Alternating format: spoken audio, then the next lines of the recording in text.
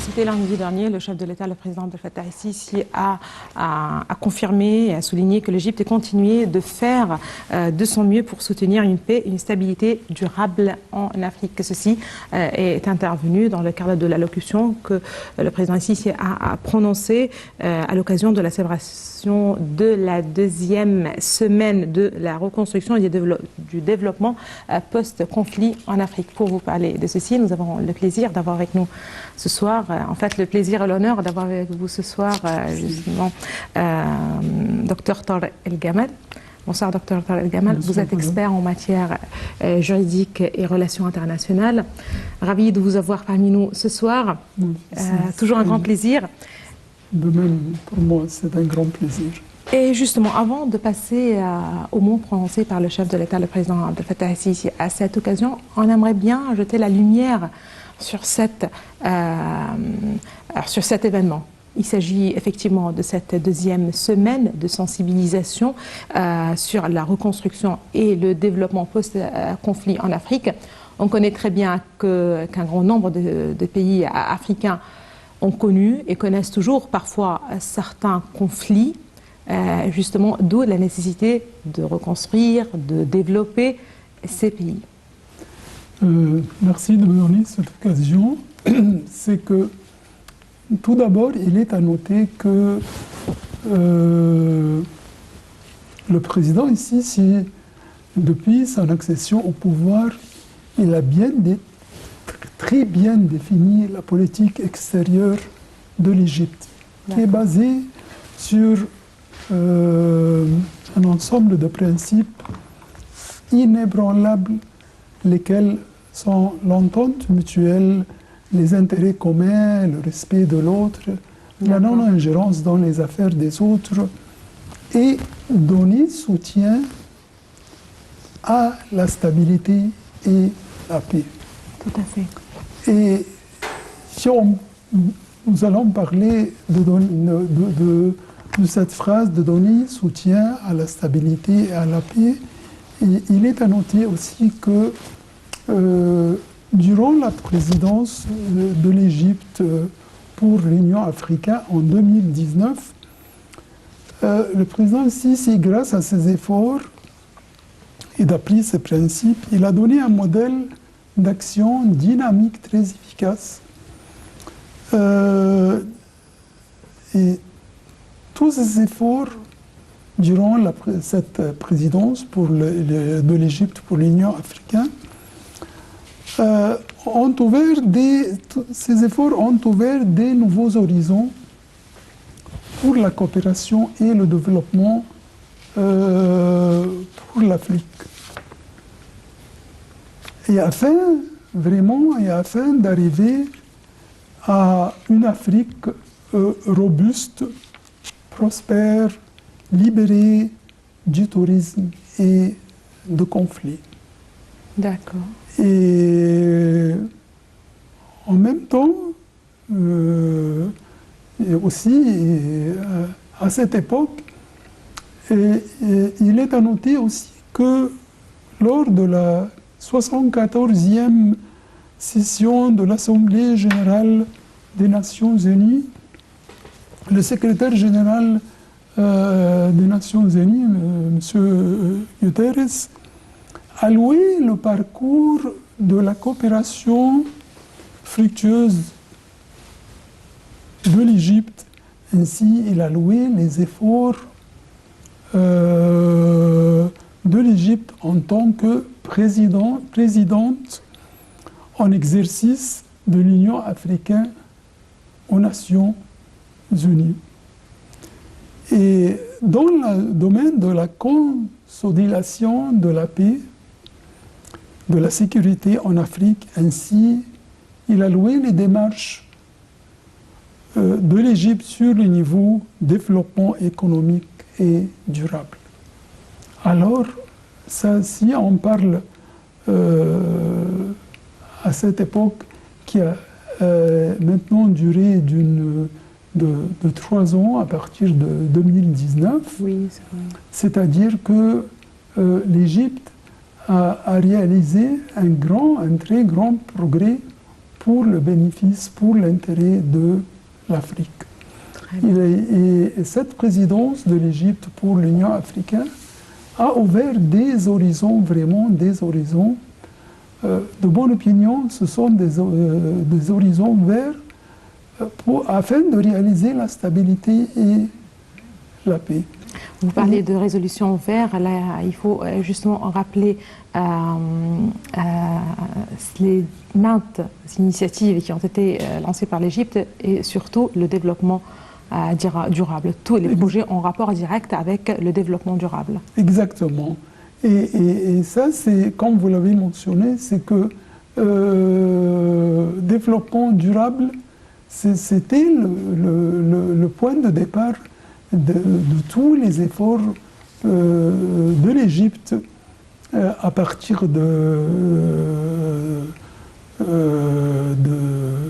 je n'exagère pas, même je dis avant 2019. Mais ça a été très clair à partir de l'époque de notre présidence. Quand je dis notre présidence, c'est-à-dire la présidence de l'Égypte pour l'Union africaine.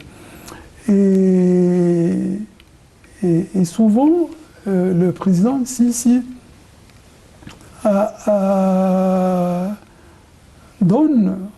envoie des messages pour la communauté internationale. C'est que il faut donner soutien à la reconstruction de l'Afrique et pour le développement.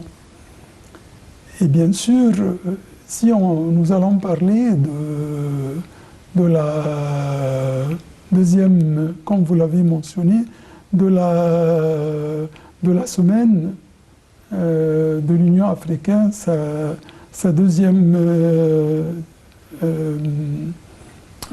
semaine sur la reconstruction et le développement post-conflit en Afrique. Exactement. Oui, c'est ça. Alors, la parole de Monsieur le Président a exprimé ce que je suis en train de le dire, c'est que c'est le moment d'actionner tout ce que l'Afrique pense à réaliser. Très bien, c'est le moment d'agir peut-être et de mettre en exécution les initiatives, les plans et les différents plans. J'aimerais bien justement revenir aux mots prononcés par le chef de l'État, le président Abdel Fattah el-Sisi, à cette occasion, parler plus en détail des idées qui ont justement été évoquées. Mais tout d'abord, je vous propose en fait, Dr Tarek et vous, chers téléspectateurs, de suivre avec nous un commentaire sur cette semaine pour vous rappeler de quoi il s'agit exactement. En fait, on parle encore une fois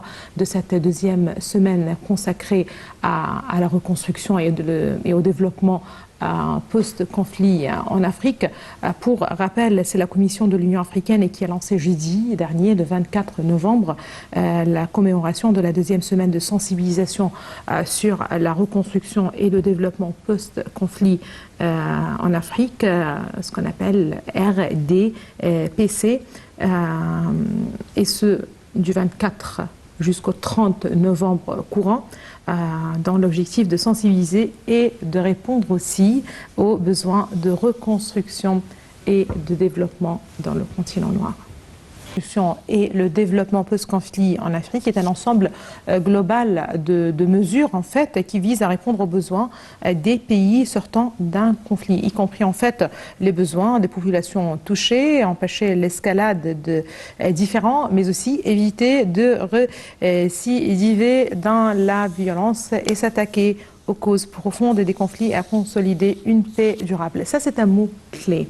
Consolider une paix durable, Dr Tarek El-Gamal, parce que lorsqu'il y a une paix, lorsqu'il y a la stabilité, tout va venir, c'est-à-dire que ce soit un développement, en principe, c'est certainement le développement qui arrive après la paix. Comment justement instaurer une paix durable dans les régions en conflit? Bien sûr, c'est une question très importante et il faut le dire, c'est que on ne peut pas réaliser une coopération ou une stabilité ou un développement durable, c'est-à-dire pour des longues durées. Et ça ne peut être réalisé que, surtout dans les pays en voie de développement, ça ne peut être réalisé qu'avec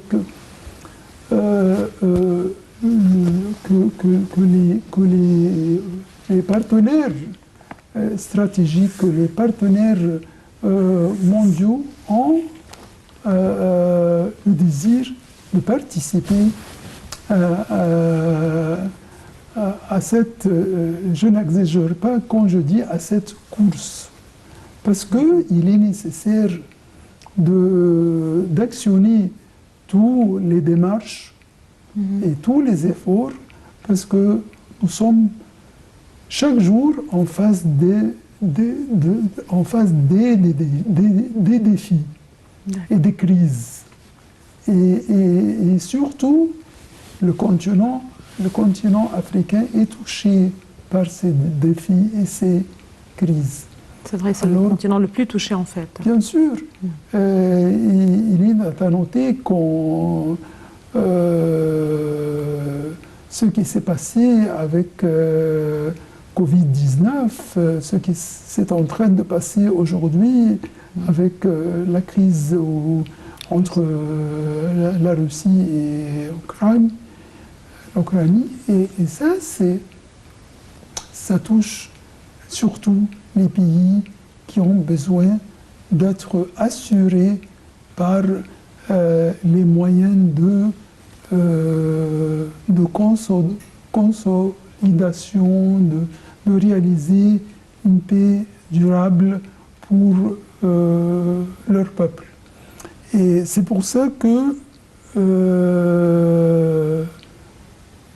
le mot de Monsieur le Président ici,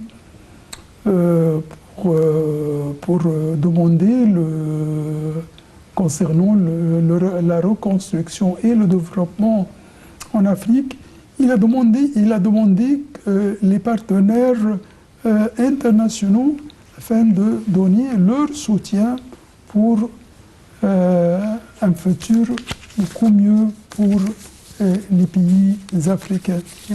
Et en même temps, ça exprime en même temps, parallèlement, la continuité des efforts de l'Égypte afin de réaliser ce but et afin de réaliser cet objectif. Et bien sûr, il est à noter que aucun développement, il n'y a aucune reconstruction ne sera réalisée en coordination avec les chefs d'État, avec les chefs d'État entre les chefs d'État des hauts partenaires stratégiques et les chefs d'État des pays africains. En même temps que je n'exagère pas quand je dis que l'Égypte étant quel est le champion pour ce dossier. Je n'exagère pas quand je dis quel est le champion pour ce dossier, le dossier de développement et de rassurer la reconstruction pour les pays africains. Ça se voit dans le mot du Monsieur le Président, c'est que l'Égypte a ouvert les portes pour établir le centre africain pour la reconstruction et le développement en Égypte. D'établir le centre de développement et de la reconstruction en Égypte, c'est-à-dire ouvrir les portes, c'est-à-dire que nous sommes prêts à dynamiquer ce centre. Nous sommes à à travers, bien sûr, l'Union africaine, le secrétariat de l'Union africaine, et en même temps en coordination avec les chefs d'État des pays africains. Très bien. Docteur Gamal, lorsque vous avez parlé de ce point, à savoir le rôle que doit jouer ou assumer les partenaires internationaux, vous avez justement rappelé que le chef de l'État a insisté sur ce rôle que doivent jouer les partenaires internationaux, justement, lorsque... Ça nous rappelle un petit peu les interventions du président ici dans le cadre de la COP 27, lorsqu'encore une fois il insistait sur ce rôle que doivent jouer ses partenaires internationaux. Cette fois-ci, il a parlé de la responsabilité des pays les plus développés à soutenir justement que ce soit la transition verte de l'Afrique et des pays africains et à soutenir leur démarche en fait. Est-ce que vous trouvez justement un certain lien entre ce qu'a dit le chef de l'État dans ce discours, mais aussi ce qu'il avait déjà rappelé lors de la COP 27? Encore une fois, on parle encore une fois de ce rôle que doit jouer ce qu'on appelle les partenaires internationaux. Si vous me permettez, avant de parler de ce qui a été réalisé d'après la COP 27, je note lors du sommet qui a porté le nom le financement des économies africaines et ce sommet avait lieu à Paris. Oui. Et avec la participation de l'Égypte. Le président Sisi a mis l'accent sur les différentes questions qui intéressent les pays africains, notamment pour faciliter l'intégration de ces pays dans les économies mondiales. Et bien sûr, c'est-à-dire, il a noté que les pays africains ont besoin d'être dans les milieux des économies mondiales. Et si on va parler, comme vous l'avez mentionné, permettez-moi aussi de mettre, avant de parler pour le COP27, aussi, il est à noter, parce que je m'en souviens, non, en janvier 2020, à la finalité de la présidence de l'Égypte pour l'Union africaine, à l'ouverture du sommet qui a été sommet Royaume-Uni-Afrique.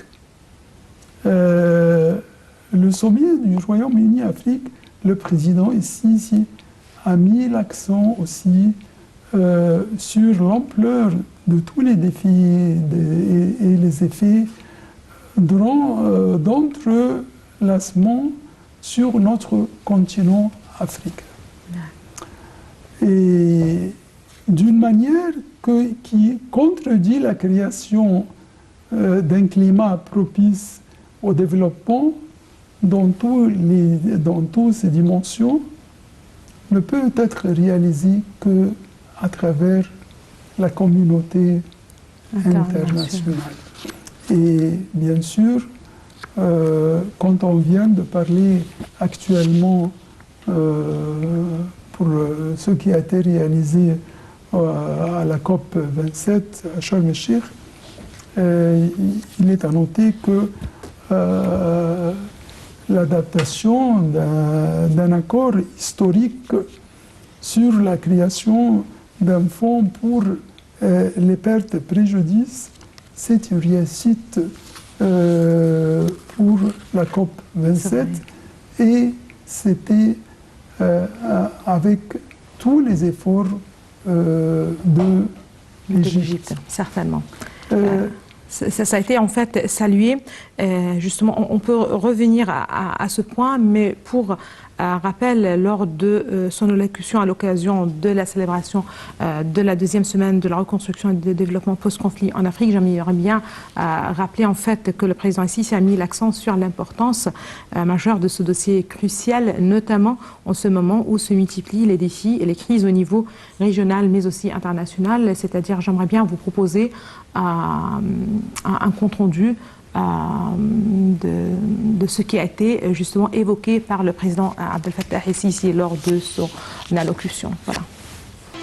Là, Dr Tal El Gamal, retourne encore une fois justement à la COP27, ce qui était vraiment une vraie réussite pour l'Égypte, avec la déclaration finale justement de cette édition, mais aussi avec tout ce qui a été conclu lors de cette édition de la conférence des Nations Unies sur les changements climatiques. On était là et vous aviez justement quelques points en plus à évoquer. Oui, c'est que vraiment je n'exagère pas quand je dis que tous les médias, les journaux et presse mondiaux ont suivi avec beaucoup d'intérêt les événements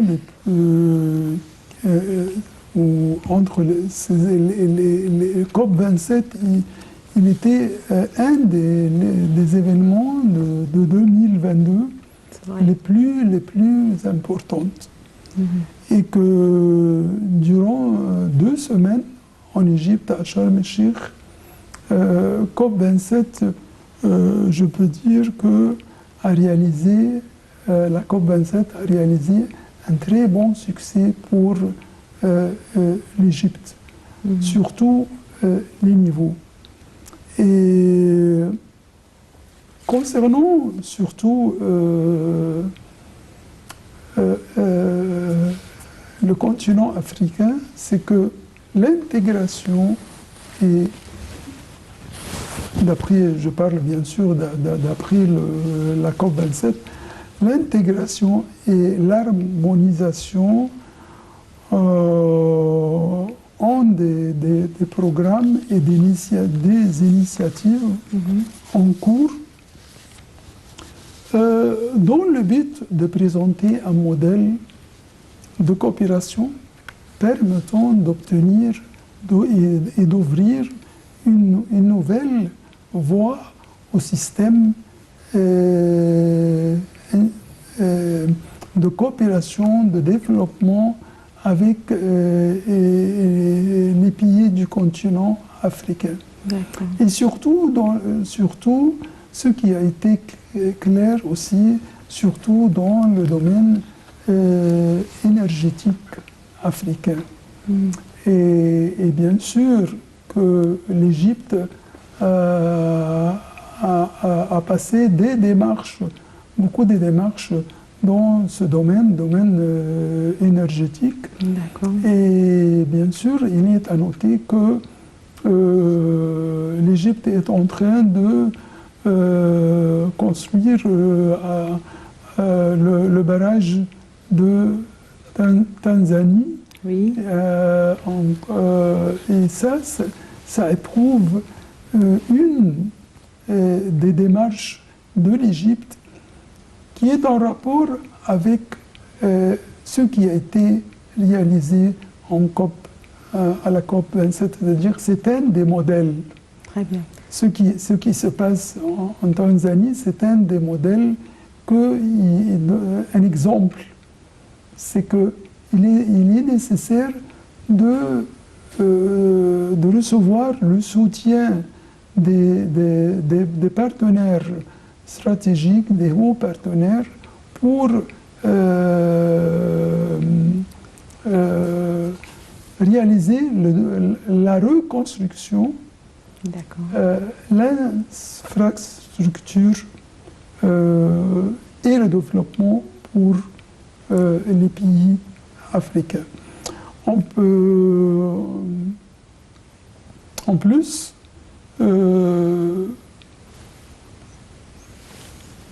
l'accord historique sur la création d'un fonds pour les pertes et préjudices, bien sûr, ce fonds doit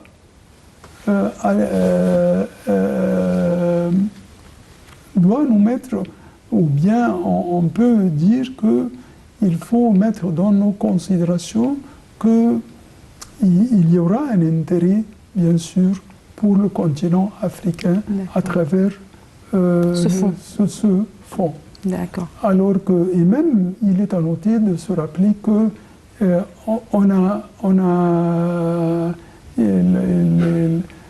la COP27 qui a été précisée pour 2 semaines. D'accord. On a ajouté encore un jour pour réaliser ce fonds. Très bien. Vous avez tout à l'heure parlé de 2 modèles. Vous avez parlé du barrage de la Tanzanie. C'est peut-être un moment justement pour de rappeler ce qu'on était en fait en train de dire pendant la pause, Dr Tarek Gamal, c'est que l'Égypte a réussi à retourner au cœur de l'Afrique, justement après l'arrivée au pouvoir du président Abdel Fattah el-Sisi, et ce en 2014. Encore une fois, l'Égypte, c'est l'Égypte qui retrouve sa place au sein du continent africain, qui continue à jouer son rôle traditionnel.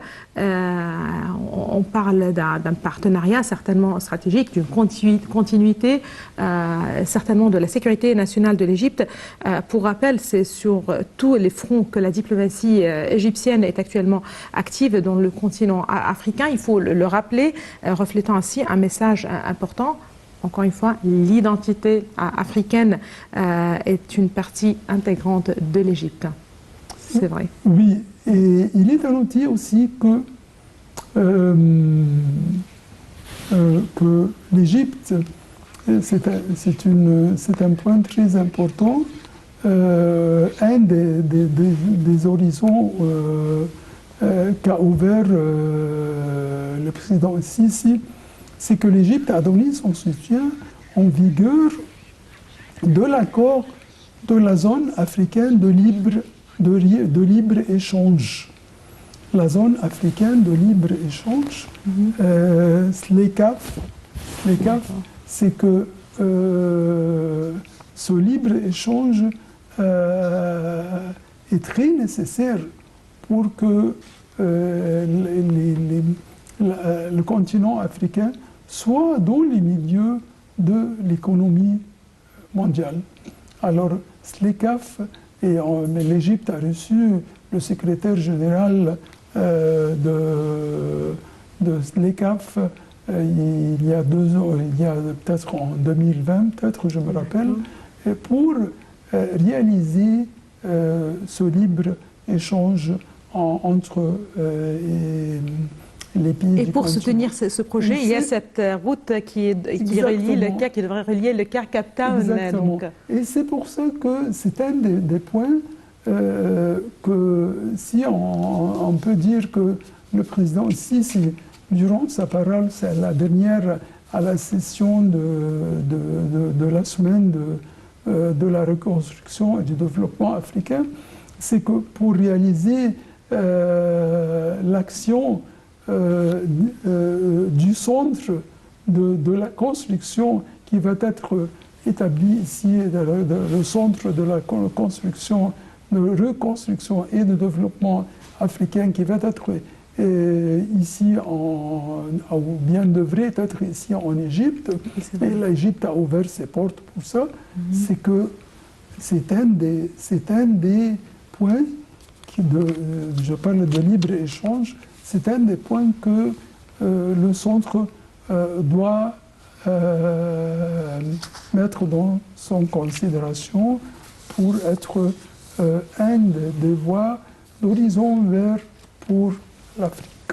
Très bien. J'aimerais bien rappeler que l'Agence égyptienne de partenariat, dans le même contexte en fait, pour le développement, a supervisé le financement et l'exécution de 3 projets de construction de centrales électriques solaires et ce qui est en fait de l'agriculture. Elle a chapeauté la mise en place de 8 fermes pilotes sur un total de 22 dans différents pays africains. Encore une fois, on parle de cet intérêt accordé par l'Égypte à l'Afrique, cette présence égyptienne en Afrique et cette volonté politique justement d'être présente en Afrique, mais aussi de développer le continent en fait. Encore une fois, on voit dans cette intégrité, dans ce développement, encore une fois, un intérêt national. Est-ce que c'est correct? C'est correct et en même temps, comme vous l'avez dit, que Oui. l'intérêt pour national pour l'Afrique, ça c'est une réalité. C'est vrai. Et intimement, Oui. c'est que durant la COP27, même et d'après l'Égypte, les femmes africaines ont été saluées Tout à fait. Tout à fait. Leur participation C'est vrai.